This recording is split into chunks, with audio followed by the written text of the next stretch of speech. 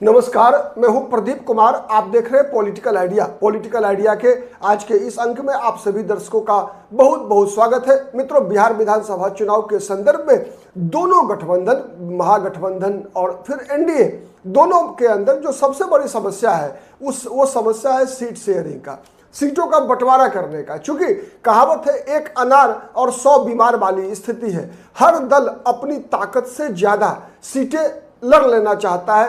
स्वाभाविक है, एक राजनीतिक दल होने के नाते हर राजनीतिक दल का यह अधिकार है कि वो चुनाव के माध्यम से अपनी पार्टी का विस्तार करे। पार्टी के विस्तार के लिए चुनाव एक अवसर देता है। जब उस पार्टी के उम्मीदवार उस क्षेत्र विशेष से चुनाव लड़ते हैं तो फिर वहां पर उस पार्टी का एक विस्तार होता है। बिहार के राजनीति में अगर देखें, कई राष्ट्रीय दल, कांग्रेस पार्टी, भारतीय जनता पार्टी का आधार यदि सिकुड़ा तो उसके पीछे सबसे प्रमुख कारण रहा गठबंधन की राजनीति। आज राष्ट्रीय जनता दल भी एक जमाने में, याद कीजिए 1995 के विधानसभा चुनाव में जनता दल लालू यादव की पार्टी को अपने बलबूते पर बहुमत मिला था। ठीक है, फिर 2000 में उससे घटे।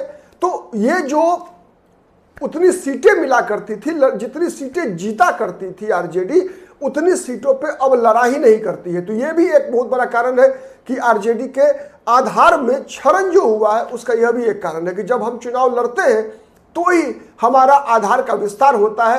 कांग्रेस पार्टी भी उसका एक सर्वश्रेष्ठ उदाहरण है। जब से कांग्रेस पार्टी ने तालमेल की राजनीति के तहत, गठबंधन की राजनीति के तहत कम सीटों पर लड़ना शुरू किया, तब से कांग्रेस का आधार धीरे धीरे सिकुड़ता गया। और अब यही आधार बढ़ाने की जिद हर गठबंधन के लिए परेशानी का कारण है, चाहे वो एनडीए हो या महागठबंधन हो। आज हम बात कर रहे हैं महागठबंधन की, कि महागठबंधन के अंदर जिस प्रकार से 3 दल प्रमुख रूप से है जो वहां लगातार दबाव बनाए हुए हैं तेजस्वी यादव पर, और तेजस्वी यादव के लिए सबके साथ न्याय करना, न्याय में नहीं कहूंगा, तथाकथित न्याय में जोड़ देता हूं, उसमें तथाकथित न्याय करना बहुत ही मुश्किल हो रहा है। तथाकथित न्याय का मतलब यहां पर है संतुष्ट करने से। ठीक है, इसलिए कि न्याय करना का मतलब तो बहुत अलग हो जाएगा। न्याय का मतलब एक ही होता है, लोकतंत्र में हर राजनीतिक दल को अपने नीति, कार्यक्रम और अपने नेतृत्व के साथ जनता के सामने जाना चाहिए। मतलब बिहार के हर राजनीतिक दल को 243 विधानसभा सीटों पर उम्मीदवार उतारना चाहिए और लड़ना चाहिए, जनता से जनादेश पाना चाहिए, उसके बाद सरकार बनाने की बात होनी चाहिए। ठीक है, ये लोकतंत्र की परंपरा के अनुसार माना जाएगा।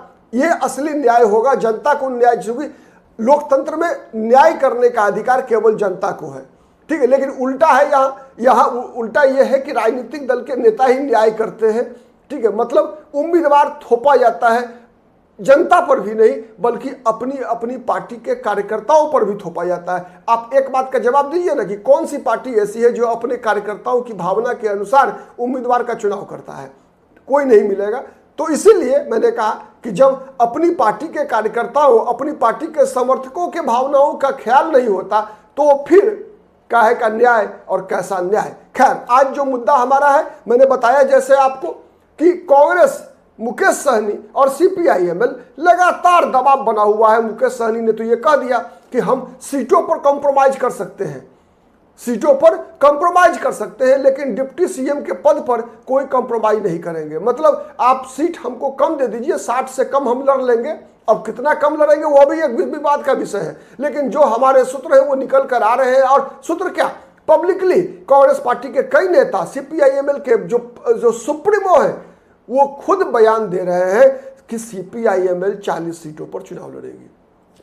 लड़ना चाहती है ऐसा बयान नहीं है, दोनों में डिफरेंस होता है कि हम 40 सीटों पर लड़ना चाहते हैं लेकिन गठबंधन धर्म के लिए हम इतनी सीटों पर कॉम्प्रोमाइज करेंगे, एक होता है बयान। दूसरा होता है नहीं, सीपीआईएमएल 40 सीटों पर चुनाव लड़ेगी और उसके लिए अपना जो स्क्रीनिंग कमेटी है उसको चार्ज दे दिया है कि भाई उम्मीदवारों का चयन करना चाहिए, उसकी प्रक्रिया शुरू कर दिया हो। तो ऐसा सीपीआईएमएल ने 40 सीटों का दे दिया है। कांग्रेस पार्टी ने भी 66 सीटों की सूची तेजस्वी यादव को सौंप दिया कि हम अधिक से अधिक 4 सीटें छोड़ सकते हैं। ये कांग्रेस पार्टी का कहना है। कांग्रेस पार्टी ने अधिक से अधिक 4 सीटें छोड़ने का फैसला किया है कि हम जितने भी अन्य दल आते हैं गठबंधन, महागठबंधन में, उसके लिए 4 सीट छोड़ेंगे। और इन 4 सीट भी जो हम छोड़ेंगे लिए सीटों की अदला बदली होनी चाहिए, ये शर्त रखी है कांग्रेस पार्टी ने। पिछली बार जो 70 हम लड़े थे वो 70 नहीं होगा।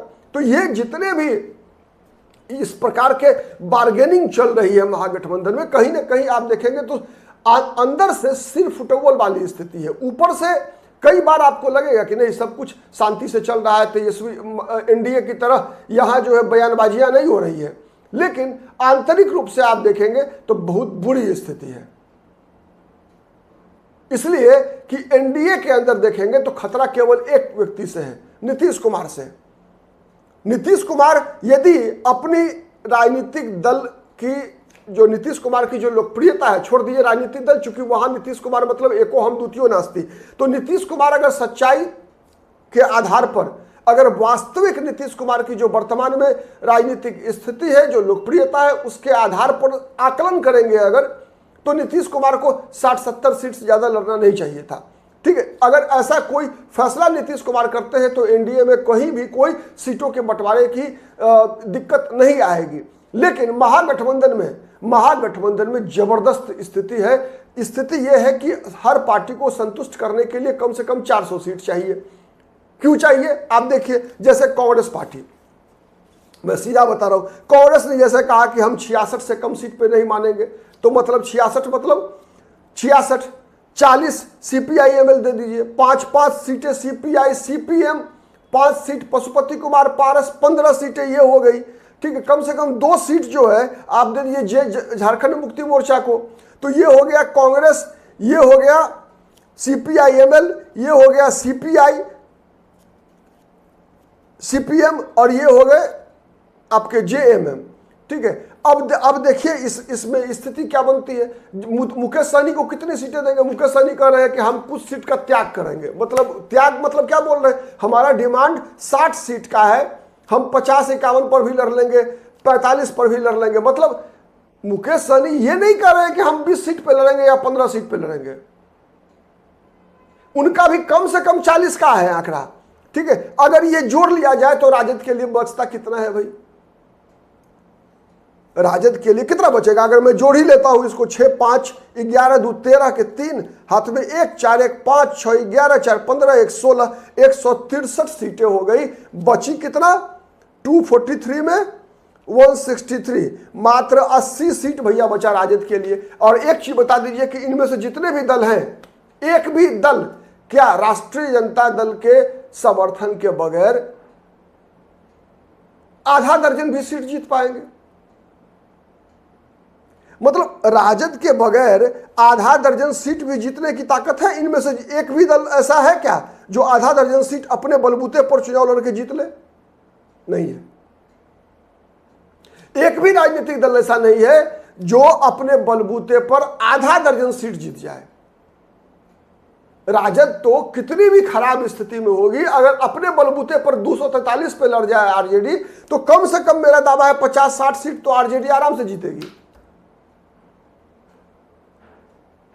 2 ही राजनीतिक दल बिहार में ऐसे हैं जो यदि अपने बलबूते पर चुनाव लड़े, अपनी ताकत पर अकेले चुनाव लड़े और इनके खिलाफ गठबंधन नहीं हो, सब अकेले अकेले लड़ ले, तो 50 सीट से ऊपर जीतने वाली 2 ही राजनीतिक दल है। एक आरजेडी है, दूसरा बीजेपी है, तीसरा कोई दल नहीं है जो 50 का आंकड़ा पार कर पाएगी। उसके बावजूद स्थिति यह है कि दोनों गठबंधन में की बात मैं कर रहा हूं, एनडीए में भी वही स्थिति है। नीतीश कुमार को अब भी नीतीश कुमार खुद को 2010 वाला नीतीश कुमार समझ रहे हैं, 2015 का नीतीश कुमार समझ रहे हैं। उनके पैर के नीचे से धरती निकल चुकी है,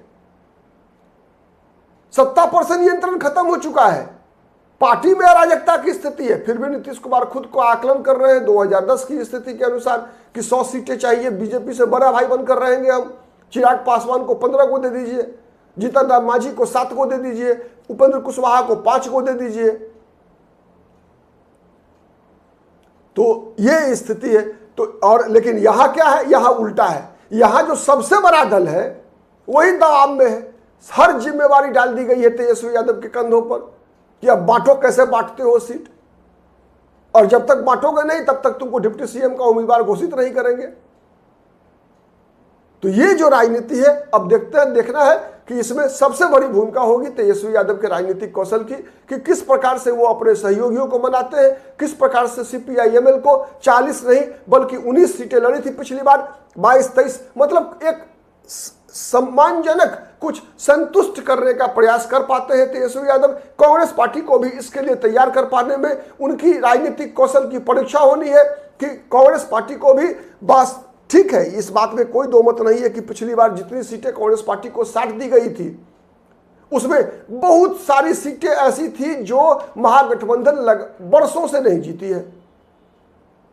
मैंने बताया था पिछले वीडियो के अंदर कि जिस प्रकार से कांग्रेस पार्टी को ऐसी सीटें दी गई जहां 30, 40, 45 वर्षों से कोई दूसरी पार्टी नहीं जीती, केवल बीजेपी जीती है। गया विधानसभा सीट 35 वर्ष से लगातार वहां प्रेम कुमार जो है वहां के एमएलए है। पूर्णिया विधानसभा सीट शहर का, जहां पहला 4 चुनाव 80 से 2000 तक केवल सीपीएम जीती और उसके बाद से लगातार बीजेपी जीतती रही है। मतलब न कांग्रेस न आरजेडी कभी चुनाव जीती ही नहीं, जहां पर वो सब सीटें कांग्रेस पार्टी के गले में बांध दी गई है। तो ऐसी सभी सीटें जो टफ सीटें मानी जाती है बिहार की राजनीति में, जो सबसे बड़ा दल है उसको एक या फिर बटे भी तो उसका भी बंटवारा औसत माने सबके प्रोपोर्शनेटली होना चाहिए, न कि किसी एक पार्टी के मत्थे जो है मर देना चाहिए। तो ये सबसे बड़ी समस्या है। अब देखना है कैसे तेजस्वी यादव कर पाते हैं इस समस्या का समाधान।